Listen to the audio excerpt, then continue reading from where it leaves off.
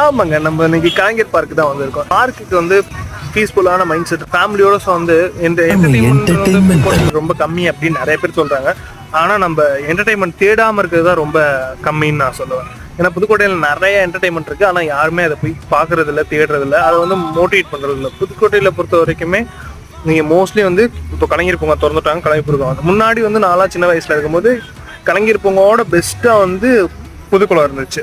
நீங்க எல்லாருமே புதுக்கோட்டையில் உள்ளவங்க எல்லாருக்கிட்டையுமே ஒரு கேள்வி கேட்கிறேன், புதுக்குளம் போறதே ஒரு தனி ஊருக்கு போற மாதிரி ஒரு ஃபீல் ஆகும். எங்க வீட்டில் நான் கஷ்டப்பட்டு கேட்பேன், புதுக்குளம் கூப்பிட்டு போங்க, இங்கே போட்டிங்லாம் இருக்கும். ஒரு சண்டே டைம்ல ஒரு ஈவினிங் டயத்துல போயிட்டு போட்டிங்லாம் போயிட்டு செமையா அங்கனக்குள்ள பார்ட்டிங்லாம் ஸ்நாக்ஸ் வைப்பாங்க, அதெல்லாம் சாப்பிட்டுட்டு அப்படியே ஜாலியா அந்த புதுக்குளத்தை ஒரு ரவுண்ட் அடிச்சுட்டு வந்தோம்னா செம்ம ஃபீலா இருக்கும். அந்த ஒரு ஃபீல் வந்து இப்போ இந்த ஜென்ரேஷன்ல கிடைக்கிறதில்ல. பட் ஆனால் கண்டிப்பா புதுக்குளம் வந்து திரும்ப வந்து வந்துச்சுன்னா கண்டிப்பா நான் போவேன். நீங்க யார் யாரெல்லாம் போவீங்கன்னு சொல்லிட்டு கண்டிப்பா கமெண்ட் பண்ணுங்க. Okay, Tata, bye bye.